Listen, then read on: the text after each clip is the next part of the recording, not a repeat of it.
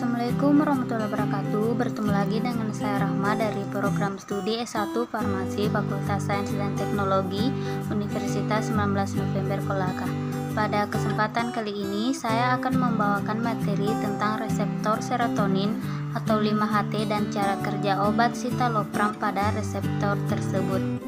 Adapun bahasan yang akan saya bawakan, yang pertama, apa itu reseptor serotonin atau 5-HT? Kedua, definisi citalopram.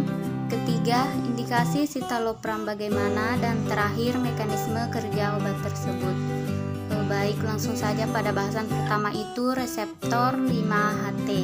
Reseptor serotonin atau juga dikenal sebagai reseptor 5-hidroksitriptamin atau 5-HT adalah suatu kelompok dari reseptor terhubung protein G dan reseptor kanal ion yang ditemukan pada sistem saraf pusat dan sistem saraf tepi. Reseptor serotonin memperantarai neurotransmisi eksitatori atau pemicuan dan inhibitori atau penghambatan yang beraksi terhadap ligan alaminya. Salah satu obat yang bekerja pada reseptor ini adalah citalopram, yang merupakan obat untuk mengobati depresi.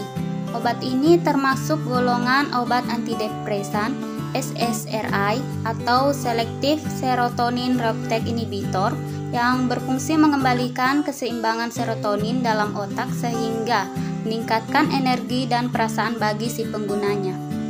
Citalopram adalah obat yang digunakan hanya jika sudah diresepkan oleh dokter dan ahli kesehatan. Adapun indikasi citalopram diberikan kepada pasien yang mengalami gangguan depresi, obsessive compulsive disorder atau OCD, dan gangguan panik. Patofisiologi depresi terjadi dikarenakan menurunnya atau berkurangnya jumlah neurotransmitter serotonin, norepinefrin, serta dopamin di dalam otak. OCD suatu gangguan yang membuat seseorang terus berpikir dan melakukan suatu tindakan secara berulang. Mekanisme kerja antidepresan golongan SSRI adalah menghambat pengambilan serotonin atau 5-HT yang telah disekresikan dalam sinaps sehingga menyebabkan kadar serotonin dalam otak meningkat. Triptofan berfungsi sebagai substrat untuk sintesis serotonin atau 5-HT.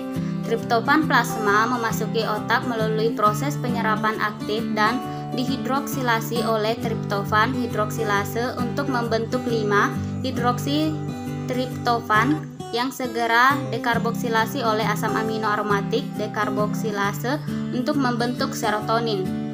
Serotonin kemudian secara aktif diambil melalui transporter monoamin vesikuler dan disimpan dalam vesikel di mana siap untuk dilepaskan. Setelah berada di sela sinaptik, lalu serotonin akan mengaktifkan reseptor yang ada di postsinaptik. Setelah reseptor aktif, serotonin tadi akan masuk kembali ke dalam terminal neuron melalui plasma membran serotonin transporter atau SERT.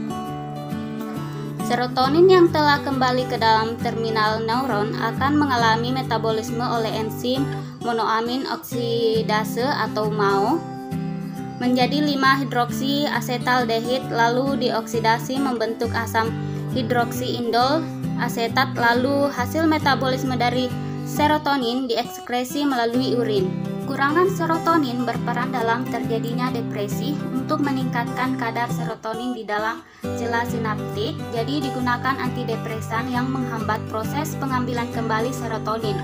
Obat golongan ini memiliki mekanisme kerja yaitu memblok SERT sehingga serotonin tetap berada di dalam sela sinaptik untuk mengaktifkan reseptor yang berada di postsinaptik.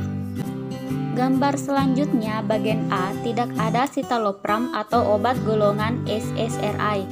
5-HT mengikat ke SERT dan didaur ulang ke interior neuron prasinaps. Pada gambar B, citalopram atau obat golongan SSRI menurunkan regulasi aktivitas SERT dan meningkatkan tingkat ekstraseluler 5-HT.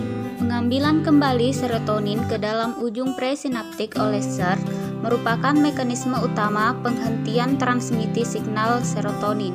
Karena itu, obat yang dapat mengikat SERT dan menghambat reuptake serotonin dapat memperpanjang aksi serotonin.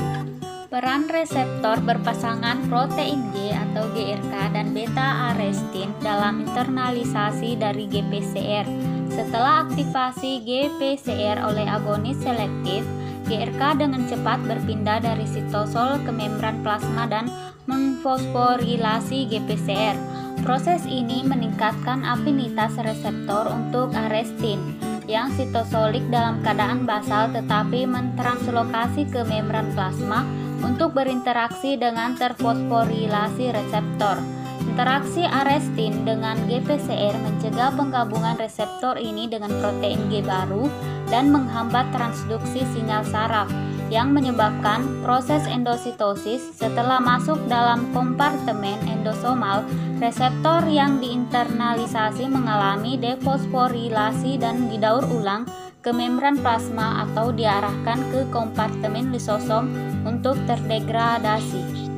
Demikianlah tadi materi yang dapat saya sampaikan. Akhir kata saya ucapkan wassalamualaikum warahmatullahi wabarakatuh.